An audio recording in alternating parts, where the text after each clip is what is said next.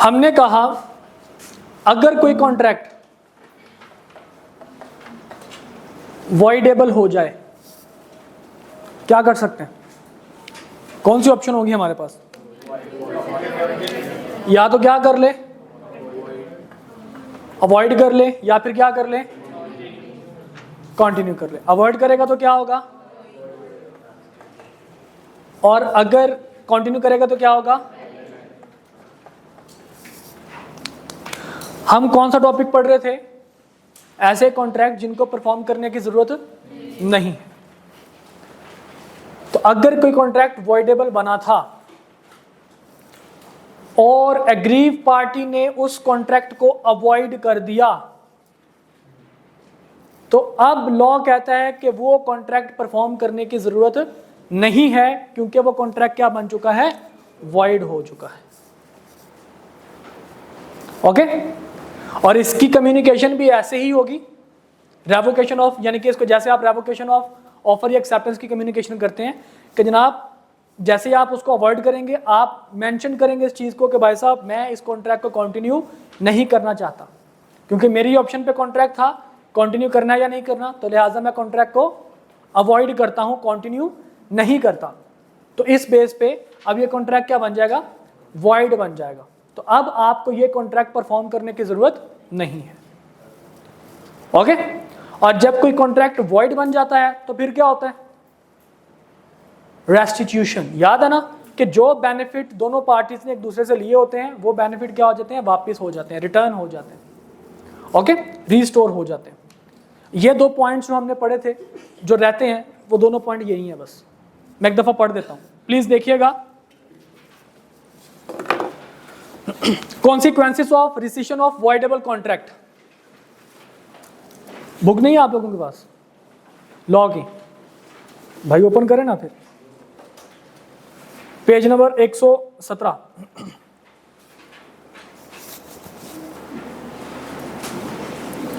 Consequences of rescission of voidable contract.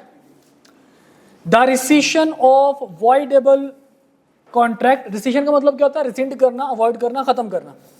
The rescission of voidable contract may be communicated or revoked in the same manner and subject to same rules as applied to the communication or revocation of a proposal। मतलब जैसे आप उसको revoke करते हैं उसी तरीके से आप इसको अवॉइडेंस के भी बारे में बताएंगे। अच्छा जी, अब बात आगे जो लॉ की बात कर रहे हैं, when a person at whose option a contract is voidable rescinds it, aggrieved party क्या करते हैं? अवॉइड कर दे। क्या होगा? the other party thereto need not perform any promise therein contained in which he is promiser। तो जो दूसरी party होगी उसको कॉन्ट्रैक्ट परफॉर्म करने की जरूरत नहीं है, क्योंकि कॉन्ट्रैक्ट क्या हो चुका है? वॉइड हो चुका है। फिर उसके बाद कहते हैं जी, the party rescinding a voidable contract, जिसने यानी कि जो अग्रीव पार्टी जिसने रिसिंड किया है, shall if he have received any benefit there under from another party to such contract restore such benefits। क्या करेगी जनाब? वो रिस्टोर कर देगी। मतलब अगर जो अग्रीव पार्टी ने कोई बेनिफिट लिया हुआ था, जैसे मिसाल के तौर पर हमने एग्जांपल ली कि जनाब ए ने बी को उसकी कनपट्टी में पिस्टल रख के क्या करवाया? प्लॉट अपने नाम पे ट्रांसफर करवा लिया, कोर्शन करके क्या कर लिया? प्लॉट अपने नाम पे ट्रांसफर करवा लिया, जिसकी मालियत तकरीबन 10 करोड़ थी, उसके बदले में कितना दे दिया? सिर्फ 10 लाख। और साबित हो गया कि जनाब कॉन्ट्रैक्ट क्या हुआ? कोर्शन के जरिए। ओके? तो कोर्शन किस पे अकर हुआ? एक्सरसाइज हुआ बी के ऊपर। तो बी क्या बन गया? Aggrieved party. तो लॉ क्या कहेगा कि बी के ऑप्शन पे ये कॉन्ट्रैक्ट क्या बन गया? वॉइडेबल बन गया। ओके? अब बी को कितने पैसे मिले होंगे? 10 लाख रुपए। तो लॉ कहता है जनाब अगर बी को कोई बेनिफिट मिला है और उसने कॉन्ट्रैक्ट को अवॉइड कर दिया है, रिसिंड कर दिया है, तो क्या किया जाए? बी जो पैसे मिले हैं वो ए को क्या कर दे? वापस कर दे। क्लियर? अच्छा जी, so far as may be to the person from whom it was received. Example number 42 देखिए बेटा। जमील एम्प्लॉयड कोर्शन, वही कोर्शन वाली एग्जांपल भाई ने दे दी, चलें कोई बात नहीं। Jamil employed coercion on Talat to sell his goods to Talat above market price. Jamil also delivered the goods and payments in due to Talat. Later, Talat proved in court of law that caution was employed and rescinded the contract. Talat must also return the goods to Jamil.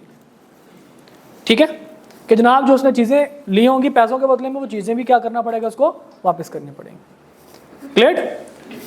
इसके बाद कहता है जी advantage received under void agreement और void contract. अभी जो हमने बात की वॉइड की वजह से जो एडवांटेज आपने रिसीव किए उनको भी क्या करना पड़ेगा, रिस्टोर करना पड़ेगा। देखिए क्या कह रहा है जी, when an agreement is discovered to be void, यानी कि वॉइड एग्रीमेंट हो जाए, और when a contract becomes void, या वॉइड कॉन्ट्रैक्ट हो जाए। पता ना दोनों का फर्क क्या है, वॉइड एग्रीमेंट और वॉइड कॉन्ट्रैक्ट का मतलब पता ना भाई आपको? आपका दरमियान वाले भाई, हाँ जी, नहीं पता, पहला दिन है आपका? अच्छा, आप लॉ में आपने एडमिशन लेना तो वैसे पहले दिन वाली लॉ वहाँ पे चल रही है। अगर आपने इस क्लास में बैठना है तो थोड़ा सा फिर अंडरस्टैंड कर लीजिएगा चीज़ों में, ठीक है जी। तो वॉइड एग्रीमेंट थोड़ा सा मैं बता देता हूँ। वॉइड एग्रीमेंट का मतलब होता है ऐसा एग्रीमेंट कि जो इनिशियली रॉन्ग हो, मतलब शुरू से ही गलत है।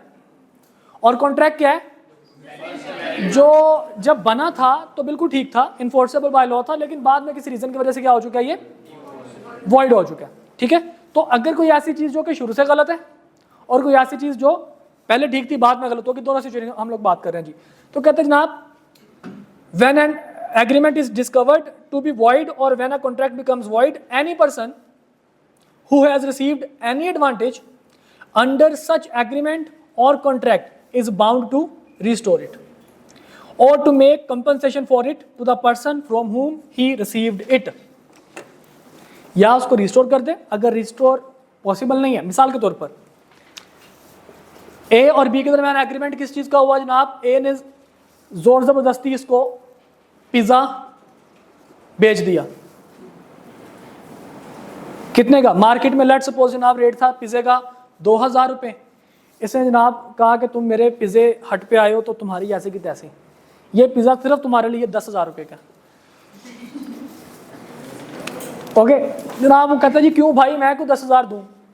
कहता जी मुझे बताओ पिज़्ज़ा खाओगे कि गोली खाओगे? वो कहता जी पिज़्ज़ा, तो फिर 5,000 का, सॉरी 10,000 का। तो इस वजह से जनाब फिर बाद में पता चला कि भाई साहब ये जो कॉन्ट्रैक्ट हुआ था पिज़्ज़ा बेचने का या खरीदने का, ये क्या था, क्वेश्चन के जरिए था। लॉ ने कहा कि जनाब मिस्टर बी तुम्हारे साथ बहुत जुल्म हुआ है, तुम्हारे लिए कॉन्ट्रैक्ट क्या बन गया, वॉइडेबल हो गया। बी कहता सर मैं इस कॉन्ट्रैक्ट को नहीं मानता, क्या कर रहा हूं मैं इस कॉन्ट्रैक्ट को? तो लॉ कहेगा ठीक है जो तुमने बेनिफिट लिया था इसको रिस्टोर कर दो। कैसे रिस्टोर करोगे भाई, कैसे, नॉट पॉसिबल। उसके बदले में क्या करेगा, इसको पिज़्ज़े के पैसे दे देगा, कंपनसेट कर देगा। जहां पे रेस्टिट्यूशन पॉसिबल नहीं है वहां पे क्या हो जाएगा, कंपनसेशन, कि जितनी उस चीज की मालियत थी जो आपने कंज्यूम कर ली है आप क्या कर दोगे, इसको पे बैक कर दो। ठीक है जी, 2000 का पिज्जा था, आप 2000 इसको पे बैक कर दो।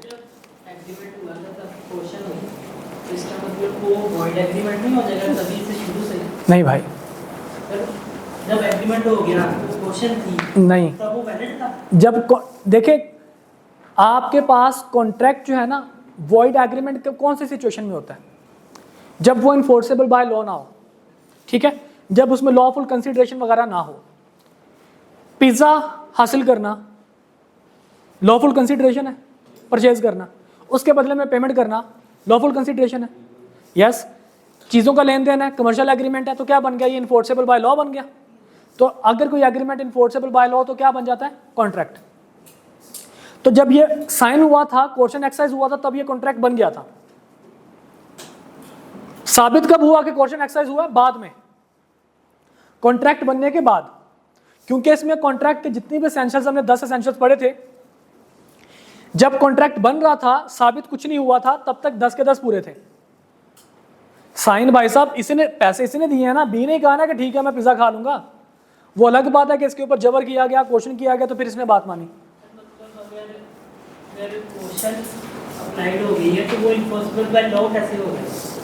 यही तो आपको समझा रहे हैं कि अगर क्वेश्चन साबित हो गई है, एक्सरसाइज नहीं, साबित करना जरूरी है। ठीक है, मैं आपको कहता हूं कि आप करप्ट हैं, आपको कैसे पता है? अच्छा अच्छा अच्छा, मैं कहता हूं जी आप करप्ट हैं, आपने करप्शन की है। करप्शन इल्जाम लगाना और चीज है, उसको साबित करना और चीज है। जब तक आपके खिलाफ करप्शन साबित नहीं हो जाएगी आप करप्ट नहीं होंगे। समझे बात को? तो अगर साबित हो जाएगी तो फिर हम देखेंगे कि जनाब क्या स्टेटस है। तो यहाँ भी क्वेश्चन साबित नहीं हुई थी तो कॉन्ट्रैक्ट बिल्कुल ठीक था, लेकिन जैसे क्वेश्चन साबित हुई तो उन्होंने कहा जनाब अब आप बताइए आप क्या चाहते हैं, क्या करना है। वॉइडेबल आपके एंड पे है, अवॉइड करना है, कंटिन्यू करना है। अवॉइड करोगे तो क्या बन जाएगा अवॉइड, कंटिन्यू करोगे तो क्या बन जाएगा वैलिड। जी जारी बात है, ऐसे थोड़ी है कि जो बेचारे ने बेनिफिट लिया है वो उसको वापस करे और इसको कुछ भी ना मिले। इसने हो सकता है ए ने इससे 10,000 रुपये ले लिए हो, तो ए क्या करेगा इसको 10,000 रुपये वापस करेगा और बी क्या करेगा इसको 2,000 रुपये वापस करेगा। Got it? देखिए बेटा प्रैक्टिस क्वेश्चन 7 देखिए प्लीज, इसके बाद इंशाल्लाह इसके हम लोग एमसीक्यूज भी कर लेते हैं। What is meant by discharge of a contract? Briefly describe the modes of discharging a contract by act of parties to the contract under the provision of contract act 1872। हाँ जी भाई सब जरा मुझे बता दीजिए कि कॉन्ट्रैक्ट डिस्चार्ज होने का क्या मतलब है। कि जी कि अब कॉन्ट्रैक्ट को परफॉर्म करने की जरूरत नहीं है। तो कौन सी सिचुएशन में हम कॉन्ट्रैक्ट को परफॉर्म नहीं करते? या तो हम कॉन्ट्रैक्ट को परफॉर्मेंस जिसकी दे चुके हो, अब दोबारा हमें परफॉर्मेंस करने की जरूरत नहीं है। तो या फिर क्या हो कि contract need not to perform हो, यानी कि इनोवेशन आ जाए, ऑल्ट्रेशन, रिसिशन आ जाए, और उसके बाद रेमिटेंस और डिस्पेंस ऑफ परफॉर्मेंस आ जाए। ठीक है जी, उसके बाद वॉइड कॉन्ट्रैक्ट आ जाए, impossible subsequently impossible to perform आ जाए। ओके जी, उसके बाद जनाब ये वॉइडेबल में जब पार्टी कॉन्ट्रैक्ट को अवॉइड कर दे। देखिए जनाब क्या कह रहा है, a contract is said to be discharge either by performance और when contractual relation between the parties are terminated और comes to an end, otherwise in which case it need not to be perform. ठीक है जी, वही बात जो भी हमने की। अब उसने मोड्स आपसे पूछे। Number 1, if the parties to a contract agree to substitute a new contract novation और टू रिसिंड रिसिशन और alteration, the original contract need not to be perform.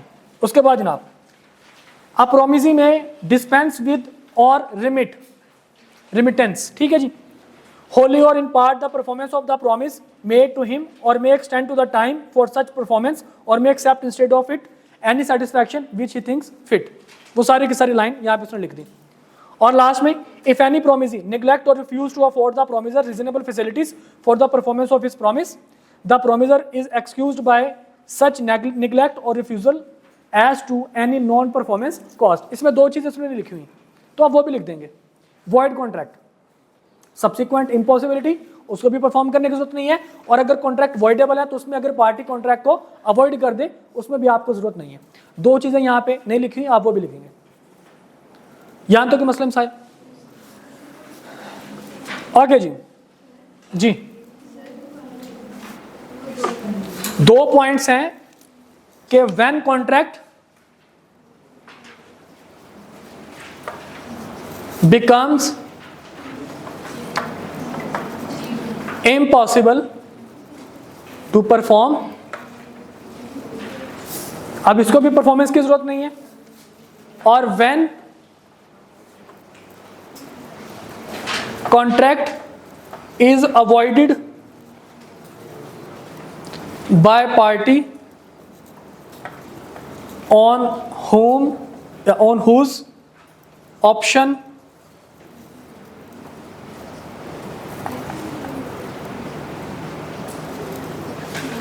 the validity of contract depends। Okay, कि जिसके option पे contract जो है वो उसकी validity depend कर रही थी, अगर उसने रिसिंड कर दिया या अवॉइड कर दिया। अच्छा जी, आप जनाब क्वेश्चन प्रैक्टिस क्वेश्चन नंबर 9 देखिए जरा एक दफा। Practice question number 9, that is page number 118।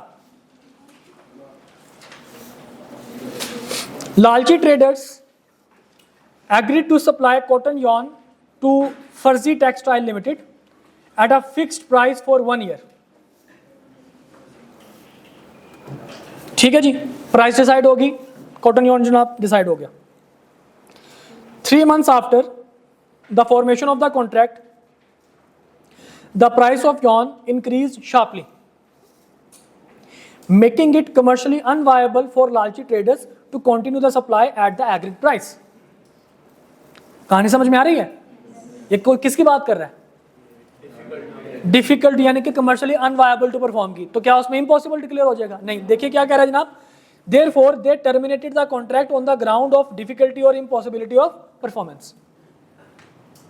Okay, क्या कह रहा है जनाब? Under the provision of contract act 1872 briefly describe number 1 whether the contract would be discharged under the above circumstances. हाँ जी भाई साहब.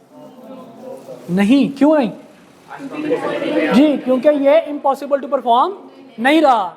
ये ऐसा नहीं है कि जिसको हमें परफॉर्म करने की जरूरत नहीं है, बल्कि ये कॉन्ट्रैक्ट आपको परफॉर्म करना पड़ेगा. ओके, क्योंकि सब्सिक्वेंटली इम्पॉसिबिलिटी कंसीडर नहीं की जाएगी इस केस में. देखिए जी, a contract to do an act which after the contract is made becomes impossible or by reason of some event which the promiser could not prevent becomes void when the act becomes impossible or unlawful.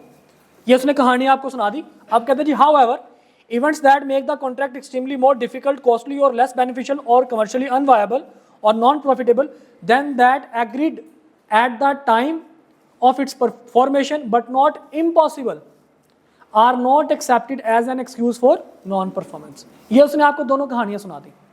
ठीक है जी, कि कब void हो जाएगा, कब performance की जरूरत नहीं है और कब परफॉर्मेंस की जरूरत है. लास्ट में कह रहा है, therefore in the given scenario लालची traders pleas shall not be acceptable.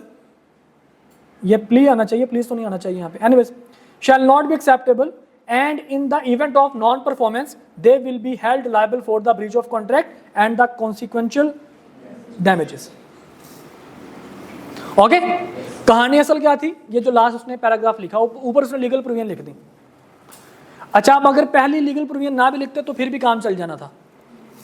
इसके बाद जनाब कहता जी, what would be your decision if Lalchi traders were importing yarn and government has imposed a ban on its import?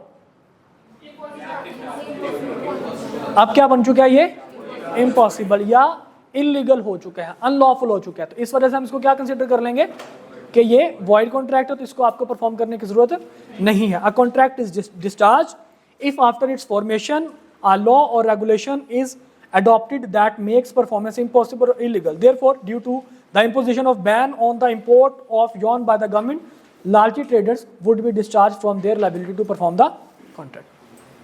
Is it okay? MCQs की तरफ आते हैं जनाब. यार ये दरवाजा बंद करना भाई.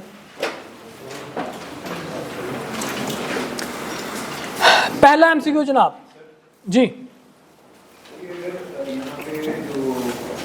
फर्जी टेक्सटाइल वो इस चीज़ पे एग्री करते हैं कि चलें जब ये यानी थोड़ी देर बाद आप परफॉर्मेंस देखें क्योंकि ये कॉन्ट्रैक्ट वॉइड तो नहीं हुआ, उसको टाइम अगर ही दे देती है कॉन्ट्रैक्ट में कि आप एक्सटेंड कर लें पर परफॉर्मेंस ओरिजिनल कॉन्ट्रैक्ट देने की परफॉर्म करने की फिर जरूरत नहीं होगी, फिर एक्सटेंडेड टाइम के ऊपर कॉन्ट्रैक्ट की परफॉर्मेंस हो जाएगी जी, ऑल्ट्रेशन में आ जाएगा. फिर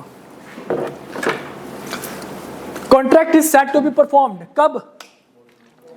One party fulfills its promise, both promisers perform their respective promises, law dispense with performance, one of the promiser makes attempted performance.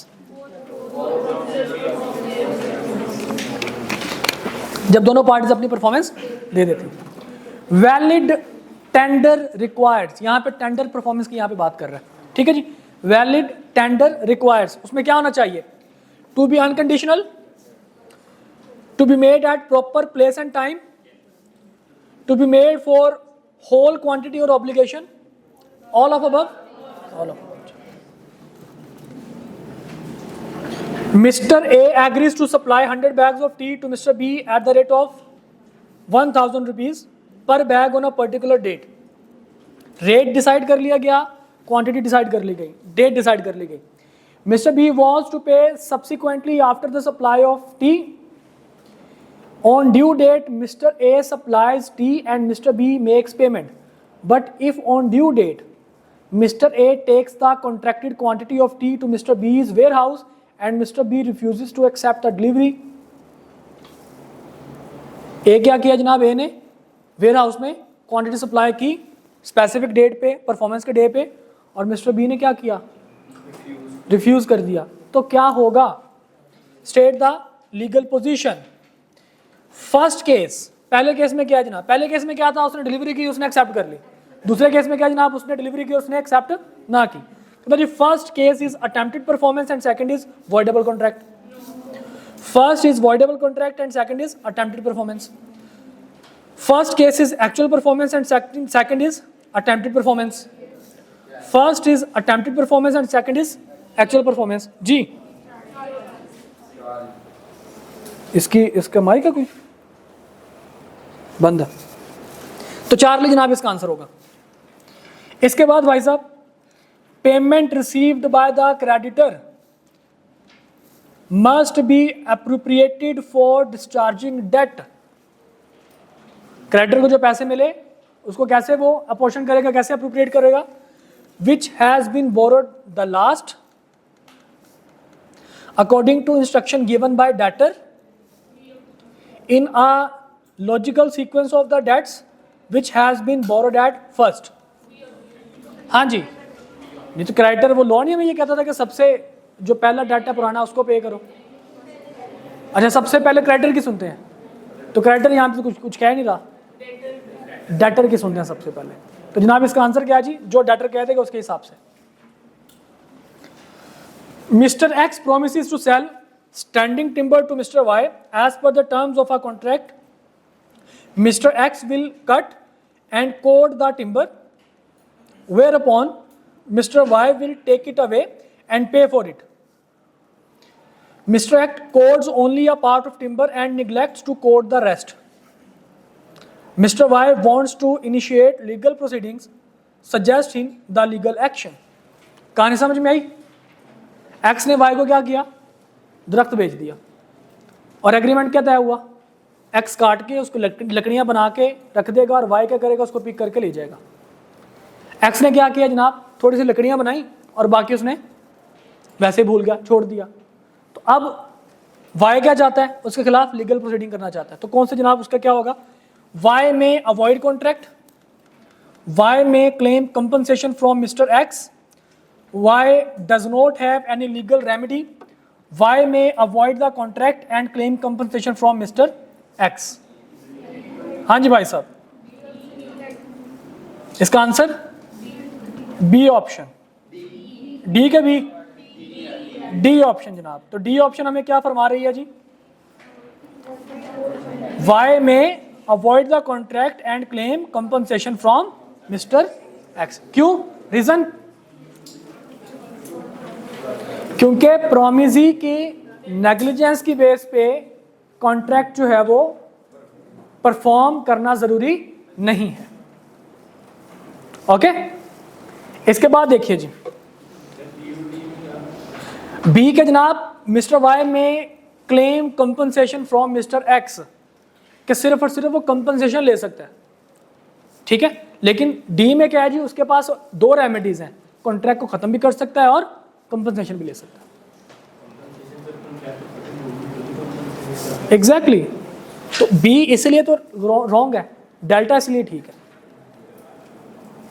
Okay, मिसाल के तौर पर हमने पढ़ा था कि जिसमें एक बंदा अवॉइड करे खुद को, जैसे वो हमने सिंगर वाली कहानी पढ़ी थी कि सिंगर ने क्या किया कि जी मैं 6ठी नाइट को मैंने आगे परफॉर्मेंस नहीं देनी 6th नाइट को.